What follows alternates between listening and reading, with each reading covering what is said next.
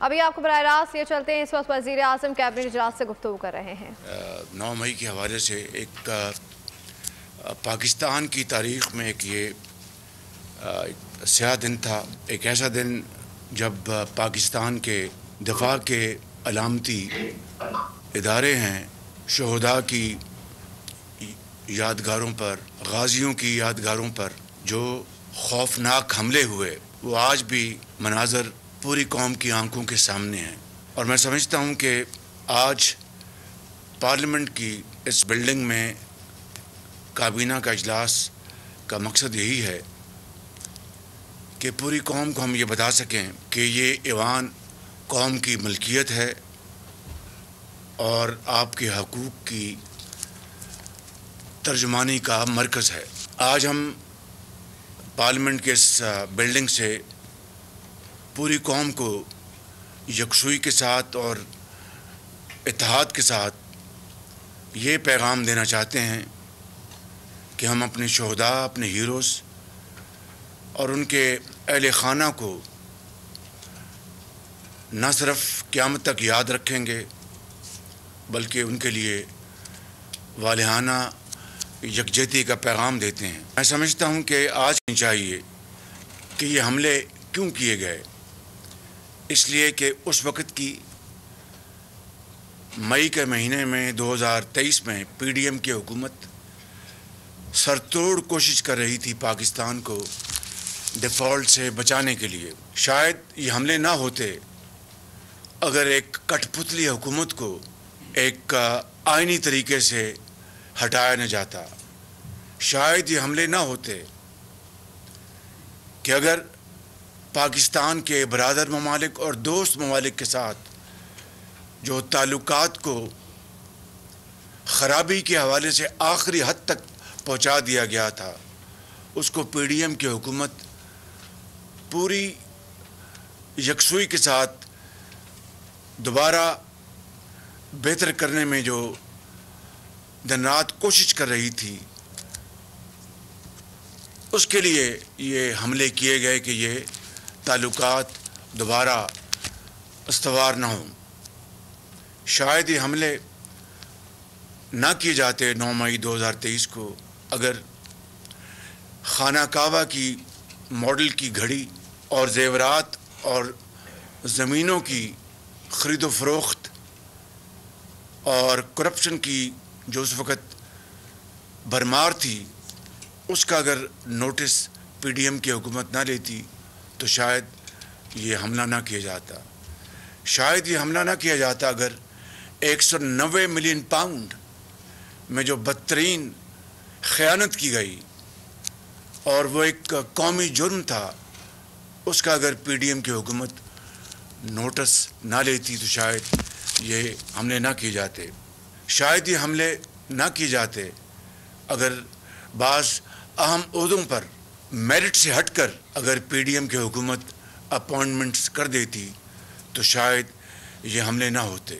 और शायद ये हमला ना होता 9 मई 2023 को कि अगर चीफ इलेक्शन कमिश्नर का ऑफिस जो एक फॉरेन फंडिंग का केस था, उसका अगर नोटिस ना लेता और स्टेट बैंक के पास बिला खौफ तरदीद ये कहा जा सकता है जो एविडेंस था इररिफ्यूटेबल, उससे अगर नज़र चुरा ली जाती तो शायद 9 मई 2023 को ये हमले ना होते।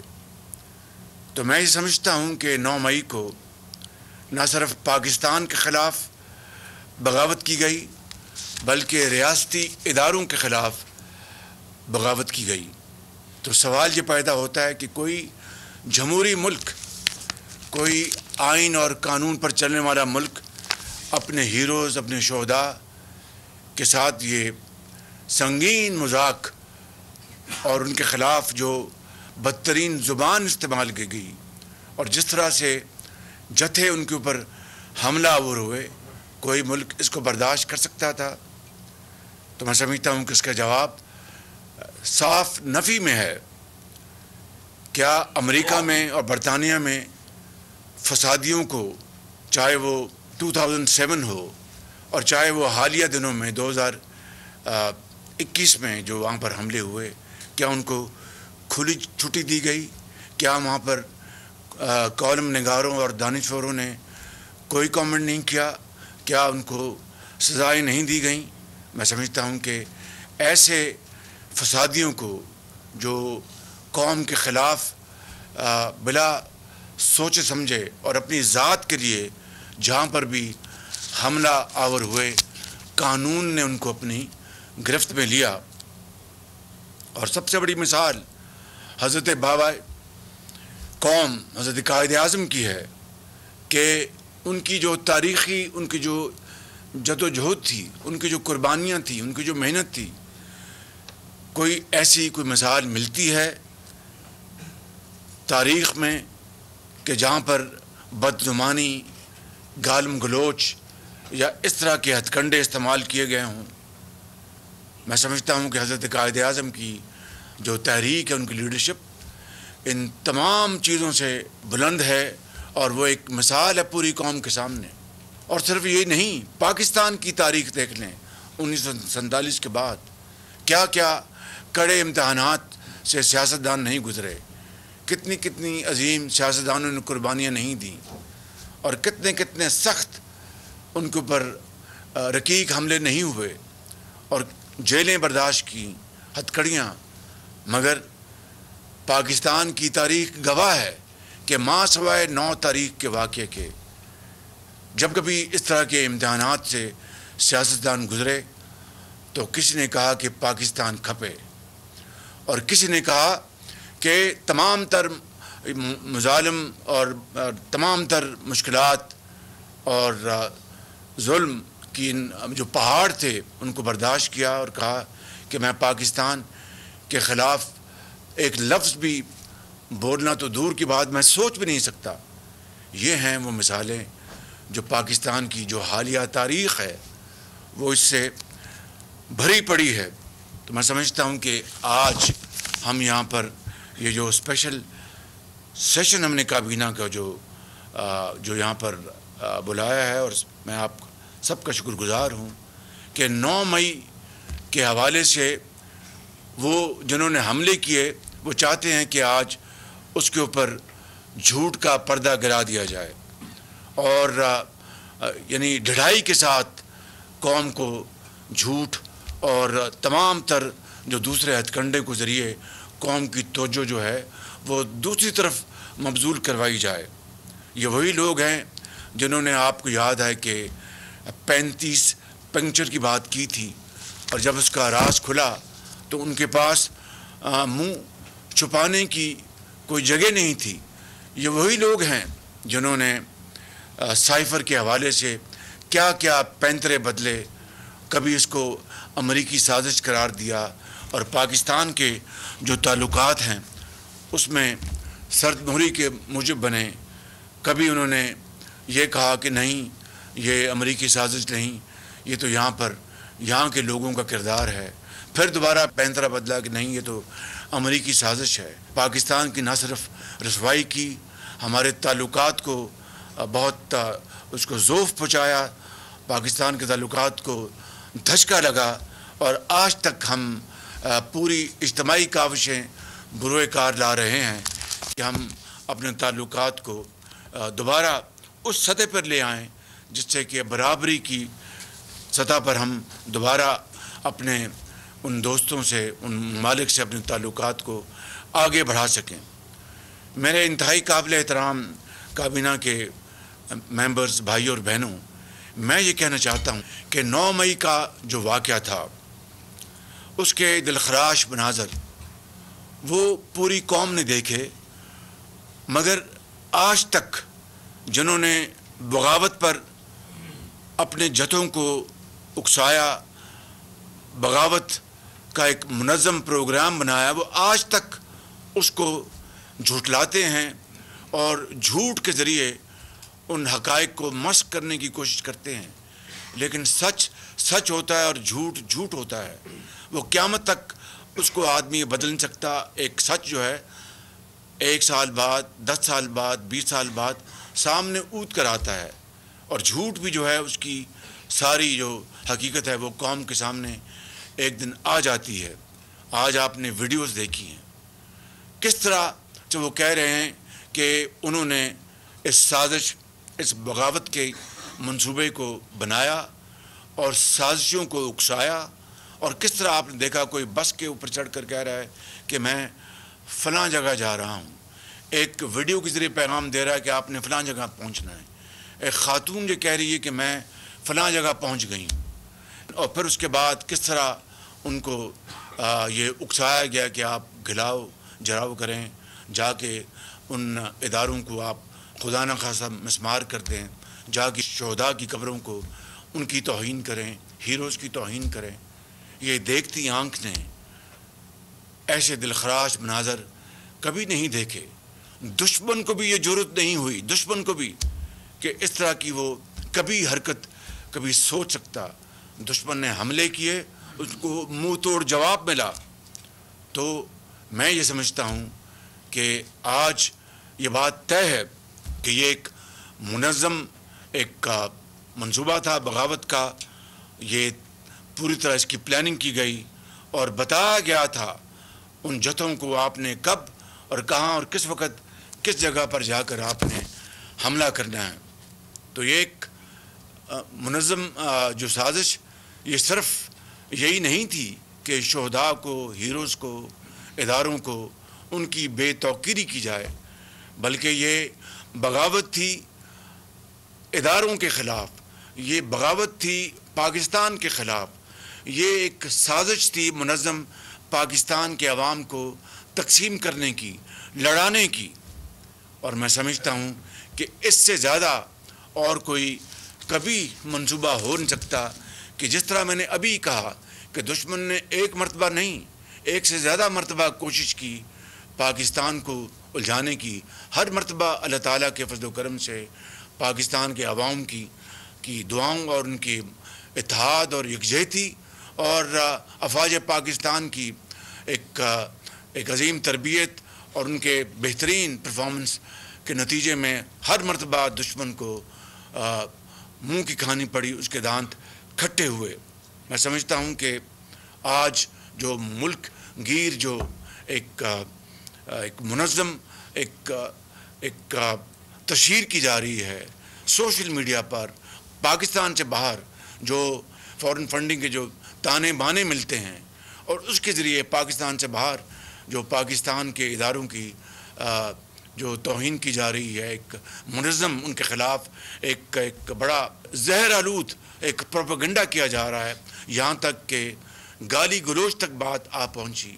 ان کے خاندانوں کو کس طرح ان کو رسوا کیا جا رہا ہے.